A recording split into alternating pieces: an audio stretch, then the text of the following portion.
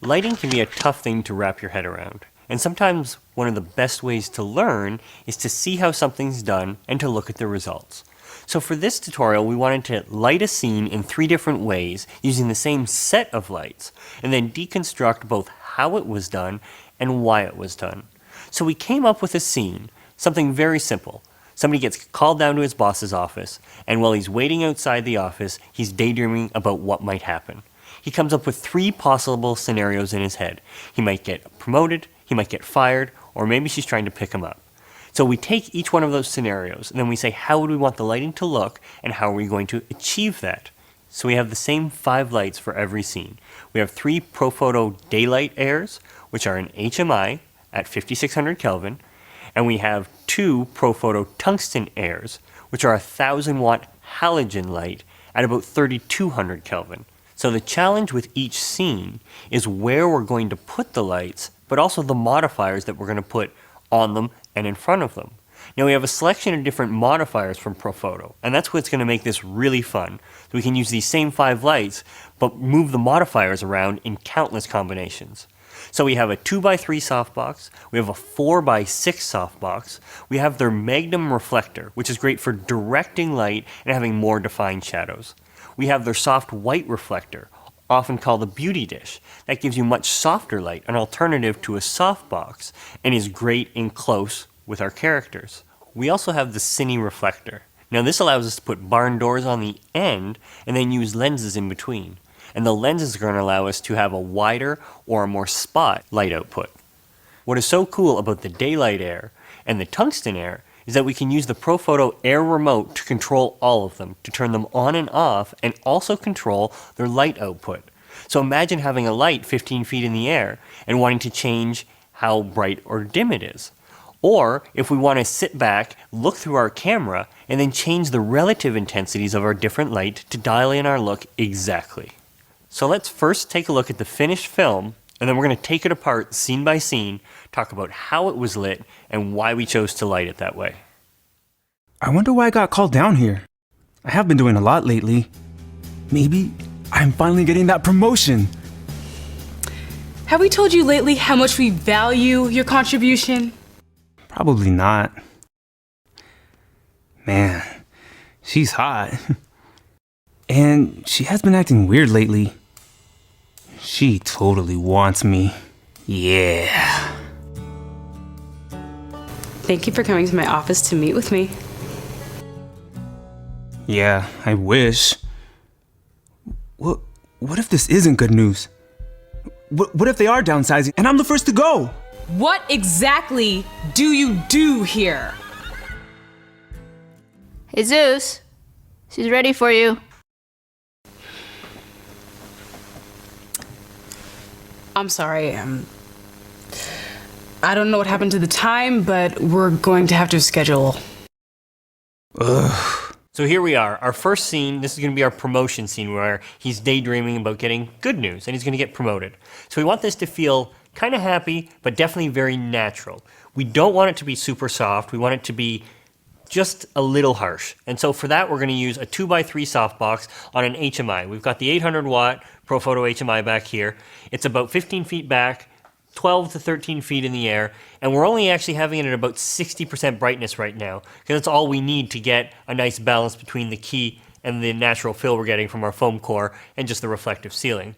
We're also using a second HMI out the window. This one we actually have blasting through the trees and through the window. We've got a mesh in the window that comes with it, so we need a lot of power to get through all of those different modifiers and then come in and act as a hair light. It also kind of gives us some nice detail on the objects on her desk. And we have our third light, which is our 1K tungsten light, and we have all the filters removed from that to get as much light as possible. We threw a CTB on top of it to gel it to match the daylight of our 2 HMIs.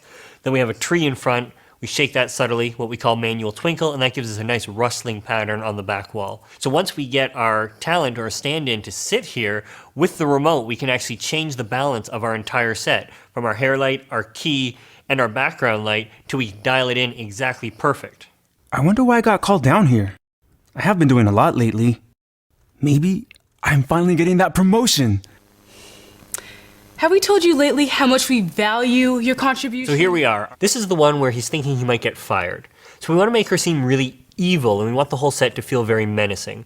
So we're going to start with our key light, and there we're going to use an HMI, and we're going to bring it in close so we have a really high intensity, and we can really overpower any natural light that's here so that she becomes singled out and the rest of the set falls away. We're going to throw a Fresnel lens in the HMI to focus the light in more. We're also going to use barn doors to help it from spilling off the rest of the set.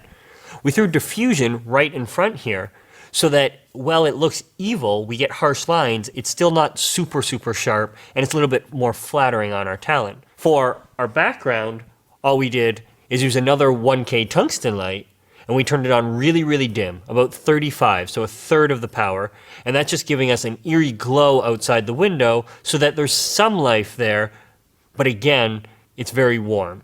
We've actually taken a CTO and we put that on top of the tungsten so it's super orange outside the window, again, making the background around her feel really warm to play off the evil, where she's lit completely daylight, 5600, from this HMI.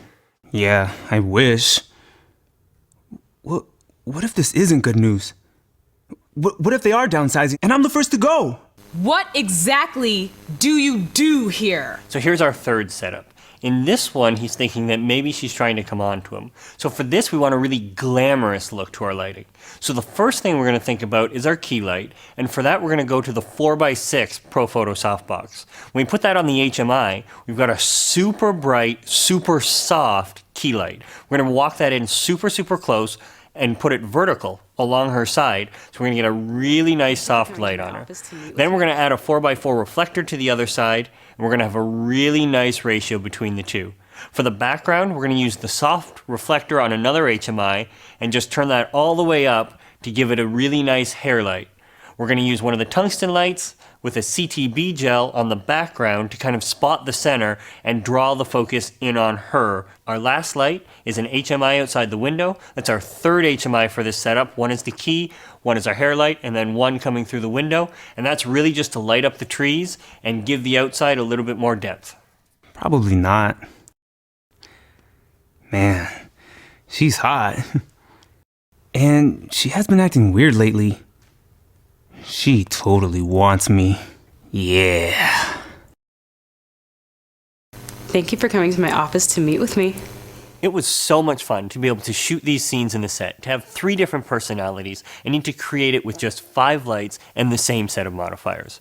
What is so cool for us is that when we first got these Profoto lights, they were so easy from the moment we took them out of the box. Everything is so clearly labeled, and it's very easy to pick it up and understand exactly what each modifier and each light is able to do.